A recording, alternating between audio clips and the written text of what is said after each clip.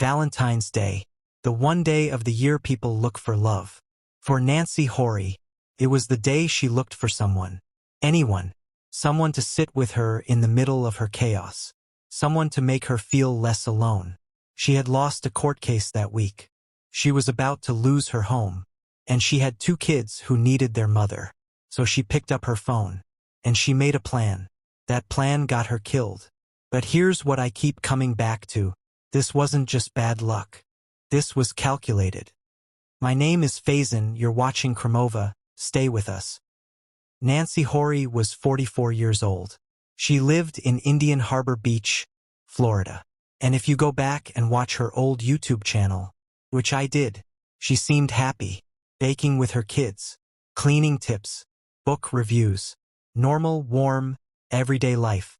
But that was 2015. By 2023, that version of her life was gone. Divorce from her husband Todd in 2019. Shared custody of a 12-year-old daughter and 9-year-old son. A DUI charge in 2022.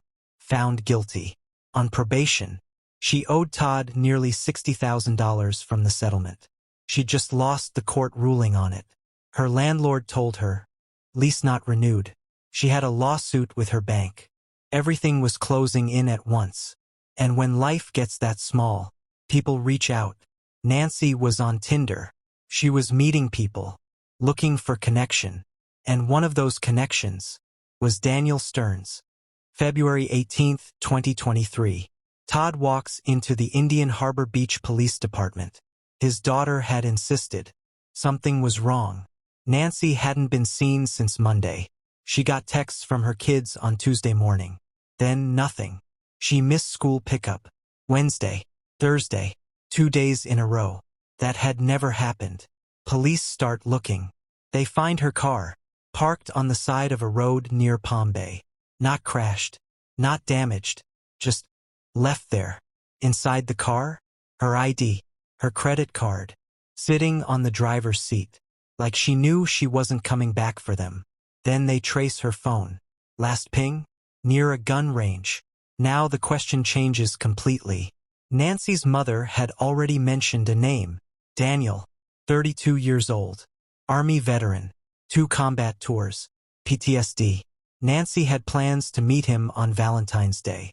Officers go to his house the very next day. Before they can even introduce themselves. His mother opens the door and says, please, go easy on him.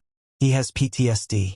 I've thought about that moment a lot, because she wasn't lying. She was protecting her son. But looking back, how much did she already sense? Daniel is calm, measured. He says he hasn't spoken to Nancy in weeks. They had a falling out. He barely has her number anymore. As the officers leave, one of them glances through the truck window. Pistol. Sitting on the dashboard. They mention it casually. Walk away. But Nancy's friends? They told a different story. They said Nancy and Daniel were texting that morning. He sent her an address. So someone was lying. 2 weeks pass. No body. No answers. Just silence. But Brevard County's Game Over Unit, their homicide division, had quietly started watching Daniel. Every move. March 8th. He drives out to an area locals call the compound. Undeveloped land. Dense trees. Miles of nothing. He goes in. Comes back out. Next day, March 9th. He goes back. This time, he's carrying a shovel. Agents watch him walk into the trees. And then they hear it. Digging. Hours later, he comes out. Drives to a canal. Carries a bucket toward the water. That's when they move in. Daniel Stearns is detained. Inside the interrogation room, something immediately feels wrong.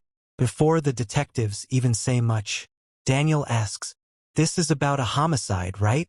No one had said that word. He did. And then he starts talking. He says he took Nancy to the compound to teach her how to shoot. She had asked him. They argued first. About other men. About Tinder. About the photos she'd been sending him of herself with other guys. To make him jealous.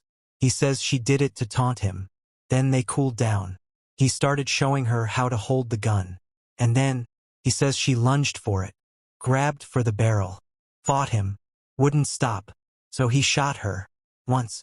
In the head. Self-defense. That's his story.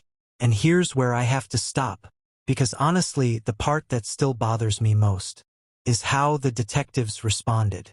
One of them said it plainly, "You're a decorated veteran. 2 combat tours. And a 44-year-old mother of 2 caught you off guard." Daniel said she attacked when he was vulnerable. But then investigators found something else. His search history. 3:30 in the morning. Before they even met that day, he was watching videos of murders, executions. He searched "woman dies of stab wounds." Dude stabbed his ex-girlfriend at the mall. That's not panic. That's a man who was already there. Daniel Stearns was found guilty. 2nd-degree murder with a firearm. Abuse of a dead body. Destruction of evidence. Life in prison. In December 2025, he filed an appeal.